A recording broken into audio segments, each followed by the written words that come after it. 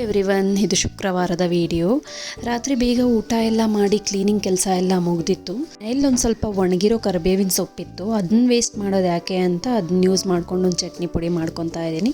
First ಒಂದು ಪ್ಯಾನ್ಗೆ 2 ಚಮಚ ಕಡಲೆಕಾಳು, 2 ಚಮಚ ಉದ್ದಿನಬೇಳೆ, ಒಂದು ಸ್ವಲ್ಪ ಎಣ್ಣೆ ಹಾಕ್ಕೊಂಡು ಫ್ರೈ ಮಾಡ್ಕೊತಾ ಇದ್ದೀನಿ. ಅದಾದಮೇಲೆ ಒಂದು ಅರ್ಧ ಚಮಚದಷ್ಟು ಧನಿಯಾ ಕಾಳು ಮತ್ತು ಒಂದು 10 ಒಣಮೆಣಸಿನ್ಕಾಯಿ ಹಾಕ್ಕೊಂಡು ಫ್ರೈ ಮಾಡ್ಕೊಂಡಿದ್ದೀನಿ. ಅದು ಸ್ವಲ್ಪ ಕೆಂಪಗಾದರೆ ಸಾಕು. ಇನ್ನೊಂದು ಪ್ಲೇಟ್ ಟ್ರಾನ್ಸ್ಫರ್ ಮಾಡಿಕೊಂಡು ಅದೇ ಪ್ಯಾನಲ್ಲಿ ಕರಿಬೇವು ಫ್ರೈ ಮಾಡ್ಕೊತಾ ಇದ್ದೀನಿ. ಅದಾದಮೇಲೆ ಒಂದು ಕಪ್ನಷ್ಟು ಒಣ ಕೊಬ್ಬರಿ ತುರಿನೂ ಒಂದು 2 ನಿಮಿಷ ಫ್ರೈ ಮಾಡಿಕೊಂಡು ಪ್ಲೇಟ್ಗೆ ಹಾಕ್ಕೊತಾ ಇದ್ದೀನಿ. ಇದೆಲ್ಲ ತಣ್ಣಗಾದ್ಮೇಲೆ ಅದನ್ನ ಒಂದು ಮಿಕ್ಸಿ ಜಾರ್ಗೆ ಹಾಕ್ಕೊಂಡು ಸ್ವಲ್ಪ ಹುಣಸೆ ಹುಳಿ ಮತ್ತು ಉಪ್ಪು ಹಾಕ್ಕೊಂಡು ಮಿಕ್ಸಿಗೆ ಹಾಕ್ಕೊಂಡ್ರೆ ರೆಡಿ ಆಗುತ್ತೆ. ಈ ಚಟ್ನಿ ಪುಡಿ ದೋಸೆ, ಇಡ್ಲಿ, ಅನ್ನಕ್ಕೆಲ್ಲ ತುಂಬ ಚೆನ್ನಾಗಿರುತ್ತೆ.